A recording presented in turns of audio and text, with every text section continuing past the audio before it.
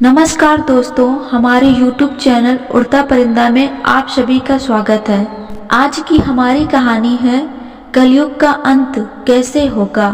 तो चलिए शुरू करते हैं इस कहानी को पूरा लास्ट तक देखें। हिंदू धर्म के प्राचीन ग्रंथ गरुड़ पुराण, विष्णु पुराण, अग्नि पुराण आदि ग्रंथों में कलयुग का वर्णन किया जाता है। कलयुग में स्त्री और पुरुष का व्यवहार कैसा होगा, इसका विस्तार से वर्णन किया गया है। आज के जमाने में मनुष्य यदि इन ग्रंथों में किए गए वर्णन को पढ़ेगा तो भयभीत हो जाएगा। कलयुग का वर्णन जो भगवान श्री कृष्ण ने हजारों वर्ष पहले किया था, यदि आज के कलयुग में देखेंगे तो एक एक शब्द सच साबित हो रहा है। जैसा कलयुग के बारे में कहा गया है वो पूरा का पूरा सच स्त्रियों के बारे में कहा गया है, और स्त्रियों के विषय में जो भी बातें कही गई हैं वह पूरा का पूरा सच होते दिखाई दे रहा है।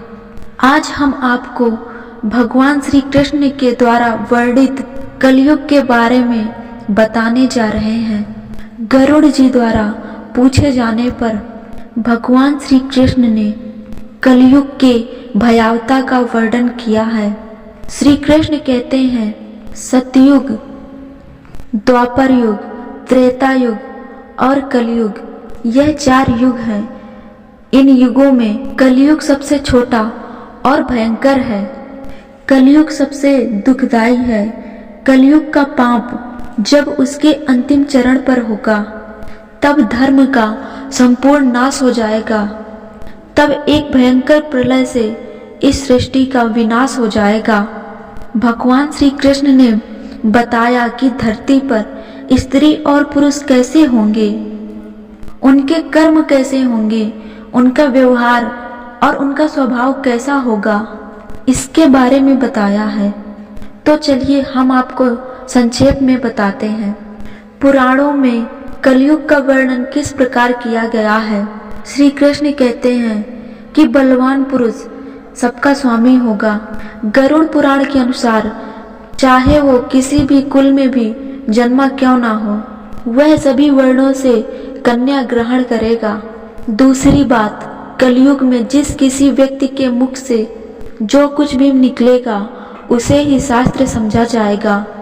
कलयुग में ढोंग और पाखंड उसके अंतिम चरम पर होगा। इस समय मनुष्य विशाल स्थानों, मुर्दे, मशान, ढोंगियों की पूजा करेगा। उन्हें ही देवता मानेगा। ढोंगियों की पूजा करेंगे, उन्हें ही देवता मानेंगे और उन ढोंगियों को भगवान के ऊपर स्थान दिया जाएगा, अथवा उन्हें देवताओं का उतार मानकर उनकी पूजा की जाएगी। तीसरी बात, कलयुग में उपवास, व्रत, दान और धर्म, तब सब लोग हर काम को अपनी इच्छा से करेंगे। कोई भी विधि का पालन नहीं करेगा। उपवास या व्रत में लोग किसी भी चीज का सेवन करेंगे। चौथी बात, कलयुग में थोड़ा सा ही धन प्राप्त करने के बाद लोगों को धनवान हो जाने का गर्व हो जाएगा और मनुष्य धन का उपयोग दिखावे के लिए करेगा। हर कोई स्वयं को धनवान दिखाने में लगा रहेगा। पांचवी बात, जो पति धनहीन होगा अथवा उसके पास पैसा नहीं होगा, उस पति को स्त्रियां छोड़ देंगी और कलयुग में धनवान पुरुष ही हर स्त्री का पति होगा। छठवीं बात, कलयुग में केवल मनुष्य दूध के लिए गाय को पालेगा, लेकिन गाय की कभी सेवा अथवा पूजा नहीं करेगा। सातवीं बात, कलयुग में मनुष्य का सारा धन केवल घर बनाने में ही खर्च हो जाएगा और वह दान धर्म कभी नहीं करेगा। प्रत्येक मनुष्य की बुद्धि केवल धन कमाने में ही लगी रहेगी। वह ईश्वर में अपना मन कभी नहीं लगाएगा। कलयुग में स्त्रियां केवल सुंदर पुरुष की कामना में ही स्वच्छचारिणी होंगी। वह सुंदर पुरुष की राय में शास्त्र, दंड, धर्म किसी को भी नहीं मानेंगी। सभी स्त्रियां पापी तथा व्यभिचारी पुरुषों से ही प्रेम करेंगी। सदाचारी और धर्म के पथ पर चलने वाले पुरुष से सभी स्त्रियां द्वेष करेंगी।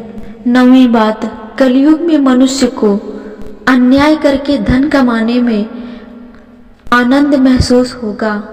उन्हें दूसरों को दान करने तथा दूसरों को भोजन कराने में सुखों की अनुभूति नहीं मिलेगी।